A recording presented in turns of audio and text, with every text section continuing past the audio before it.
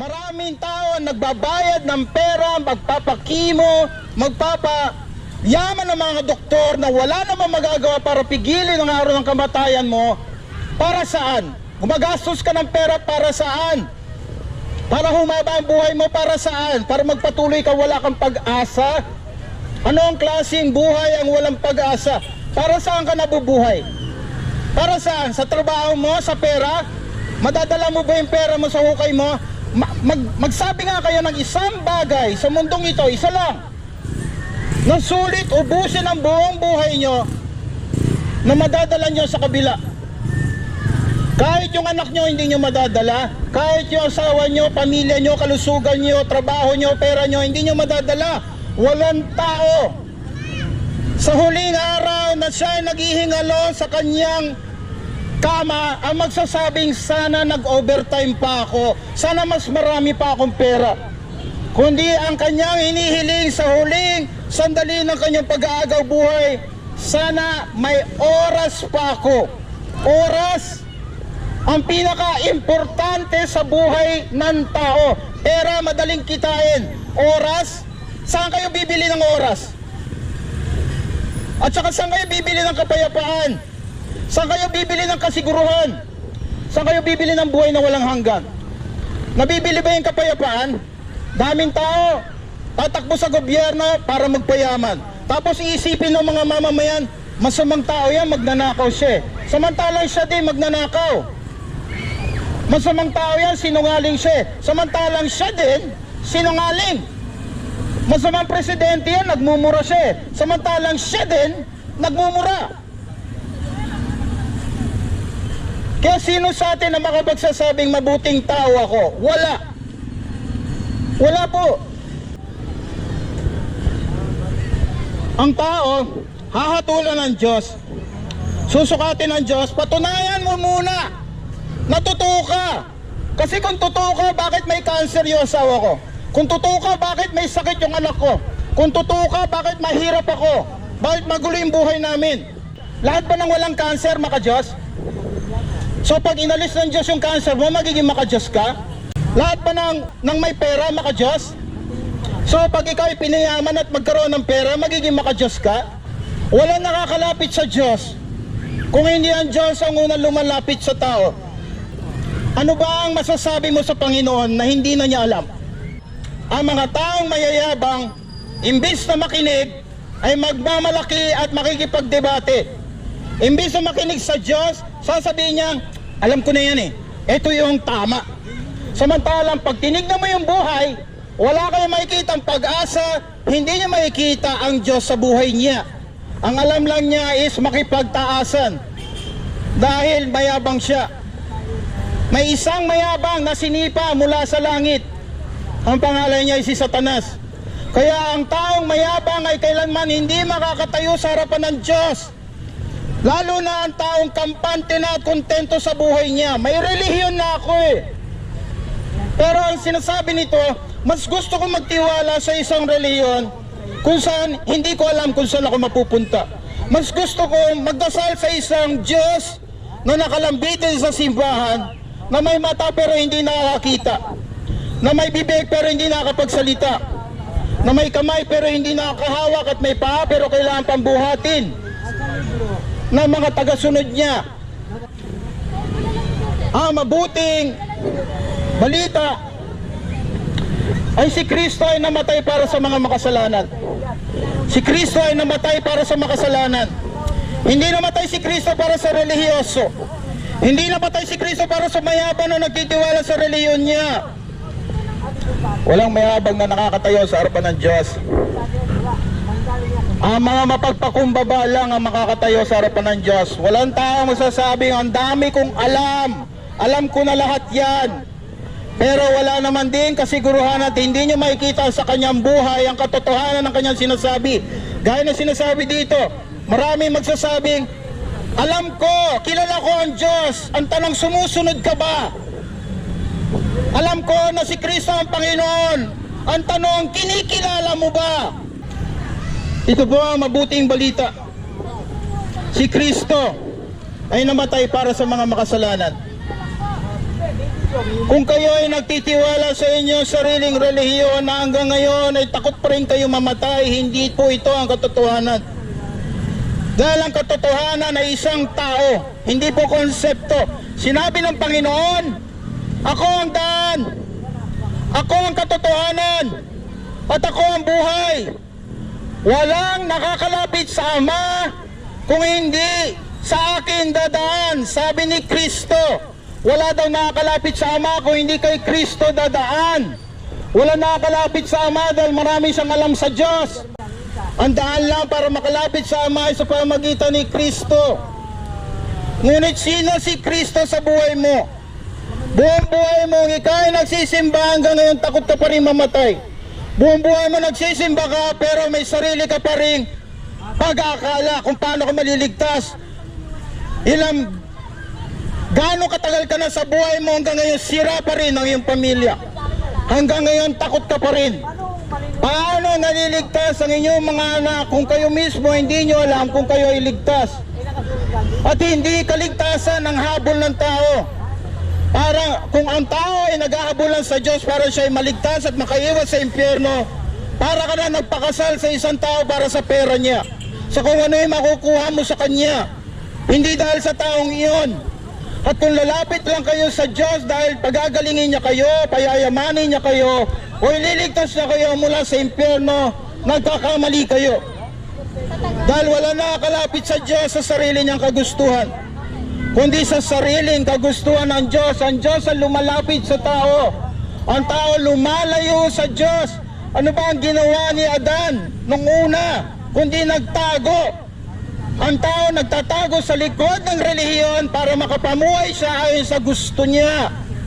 Ang ginagawa niyang dahilan, ginagawa naman na lahat ng tao eh. Kaya gagawin ko rin. Pinapakita mo lang na lahat ng tao ay naghahangad ng mga bagay na labag sa Diyos at hindi nais ang layunin ng Diyos. Kayo ay nakahiwalay sa Diyos at kayo ay mamamatay sa inyong kasalanan.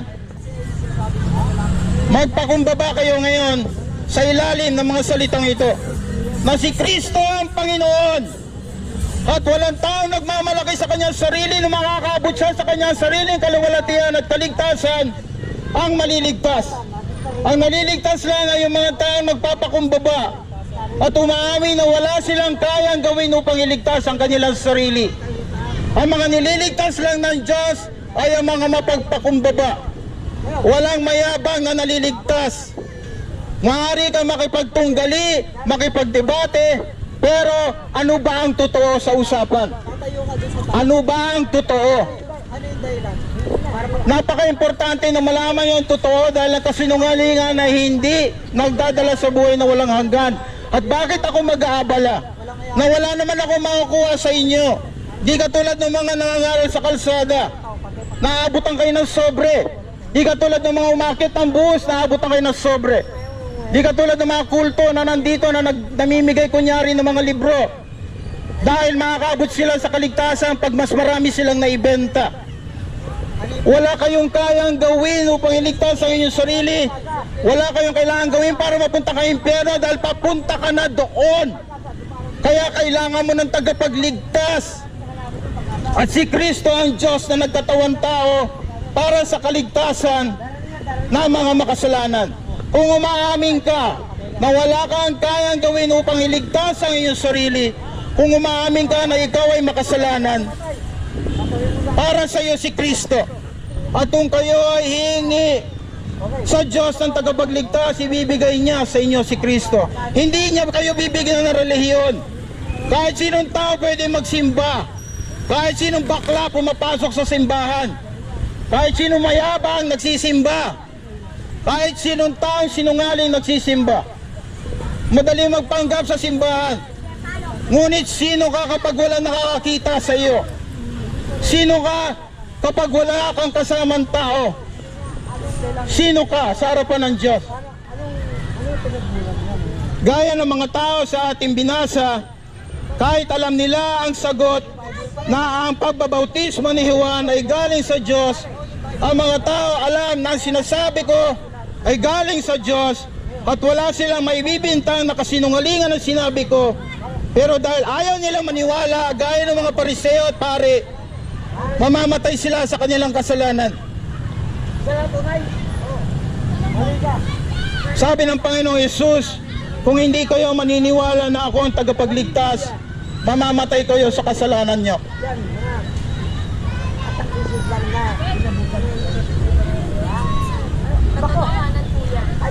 Di po naliligtas ang tao sa dami niya ng alam.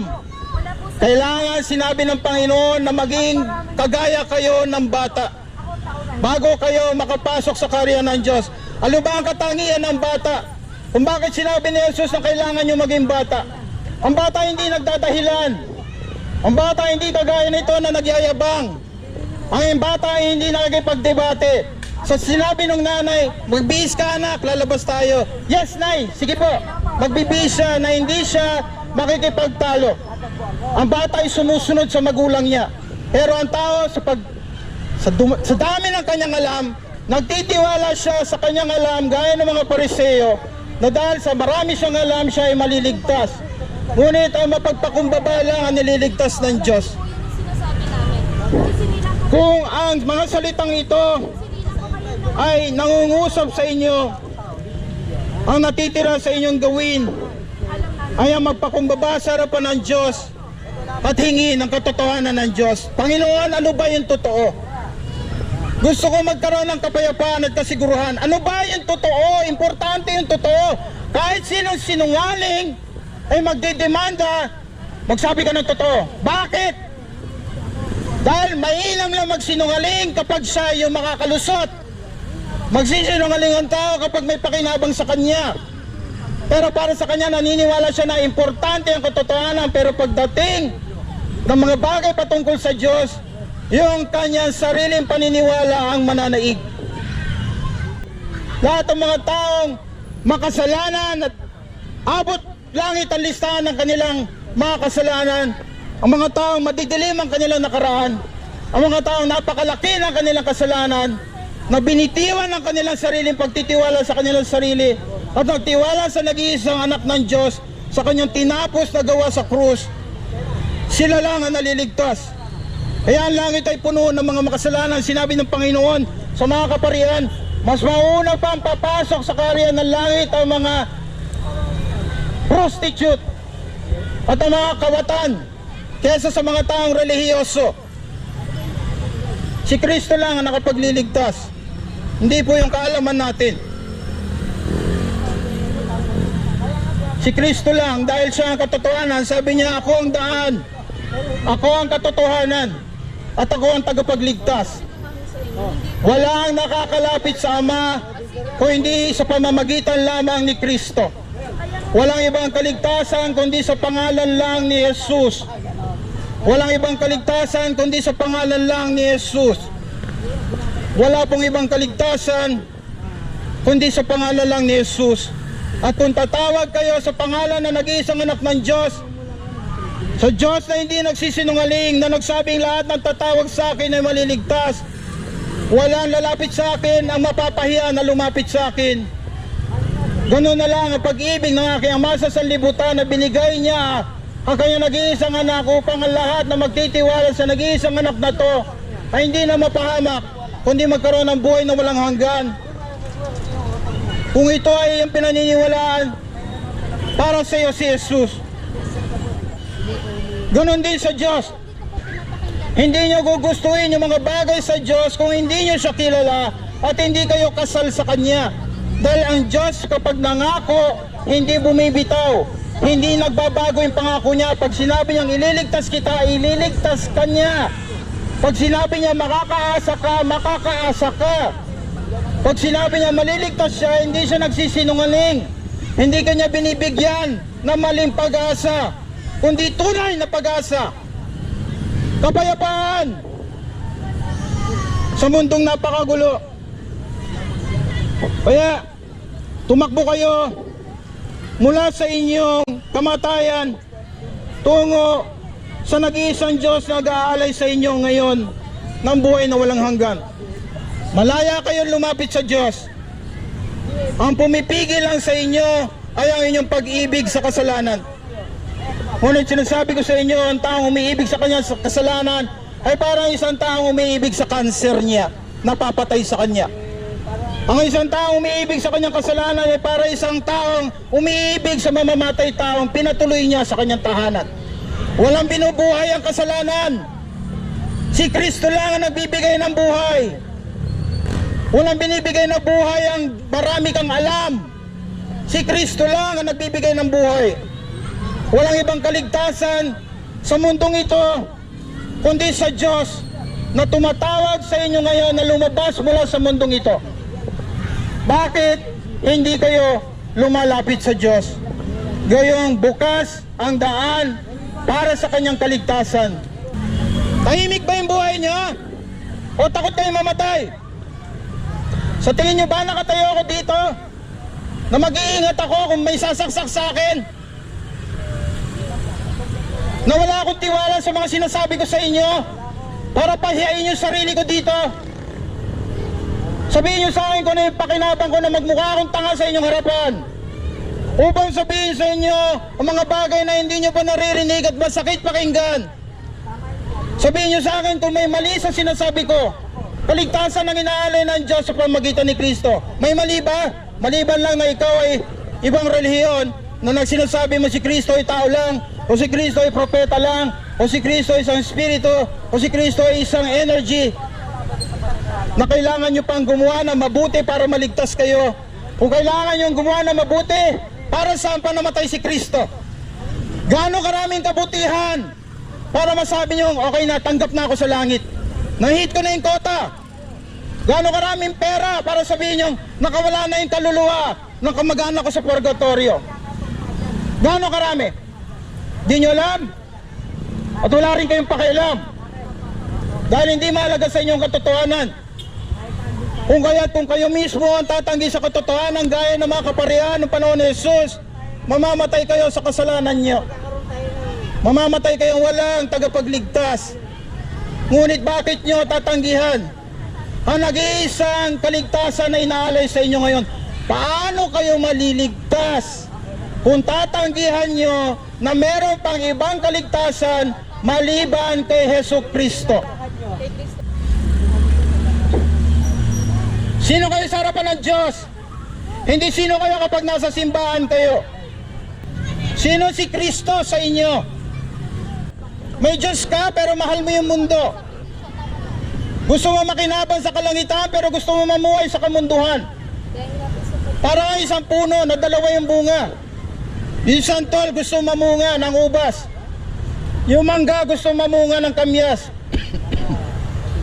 Hindi maaaring mamunga ng mabuti ang masamang puno.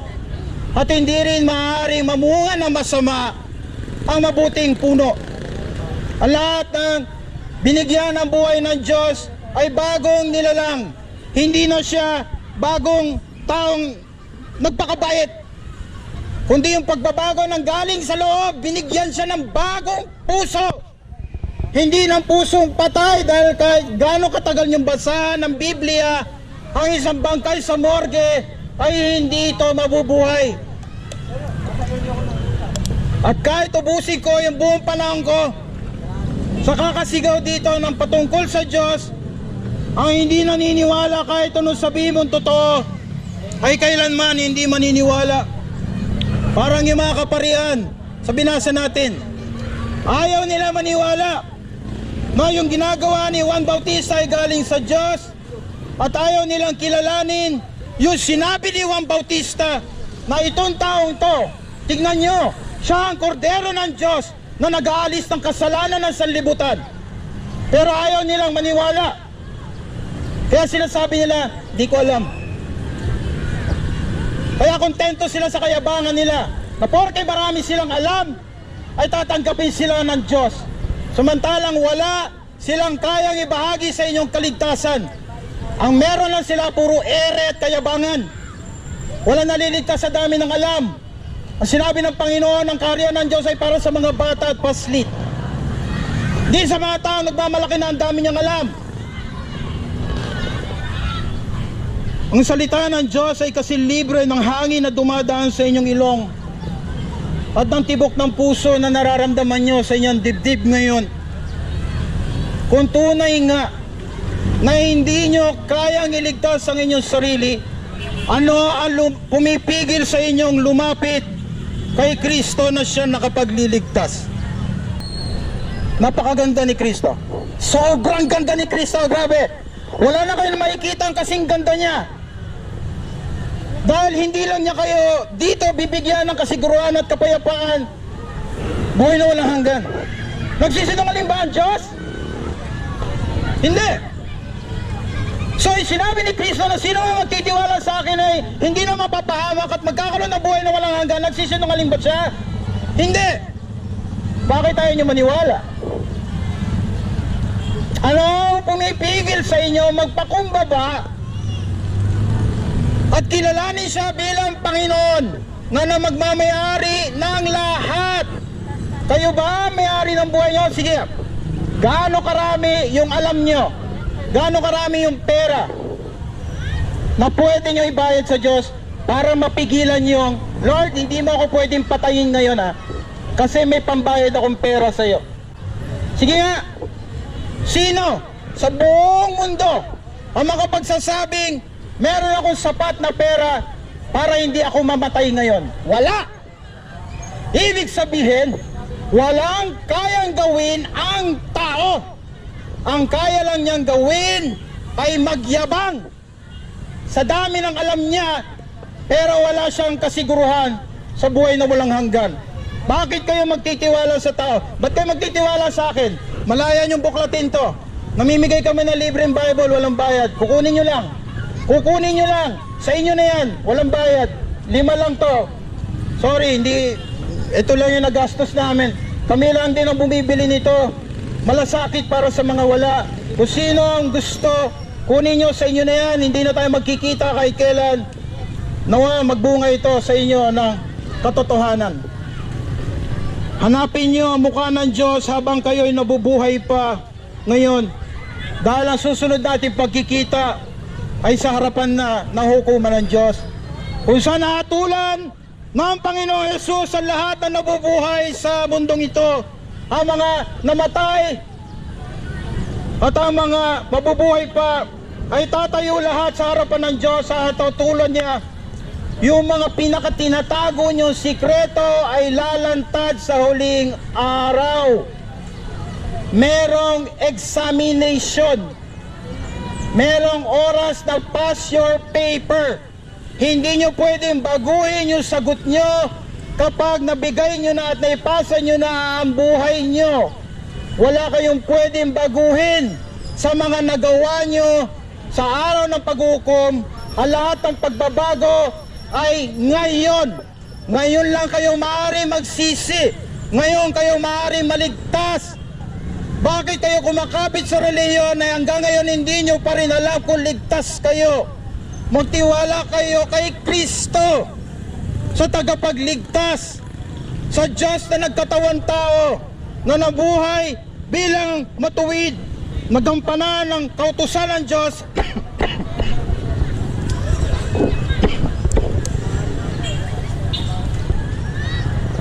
at inalay, malaya niyang inalay yung sarili niya para mamatay para sa iyo, para sa iyo, para sa iyo, para sa akin, sa lahat ng taong tinatawag niya ngayon ng mga salitang ito. Namatay siya para sa mga taong ito upang siya ang sumalo ng kamatayan na para sa inyo. At ang buhay na walang hanggan na kanyang sinabuhay makatapos ng 3 araw, sinabi niya, meron akong karapatang ialay yung buhay ko at meron din akong kapangyarihan na kunin ito. Saan ka nakita ng tao may kapangyarihan na kunin yung buhay niya mula sa mga patay? Kundi sa Diyos lang na nagkatawan tao. Ang kapangyarihan at kaligtasan ay matatagpo lamang kay Kristo. At wala sa kahit sinong tao. Dahil lahat ng tao ay sinungaling at ang Diyos lang ang katotohanan. Habagan kayo ng Panginoon.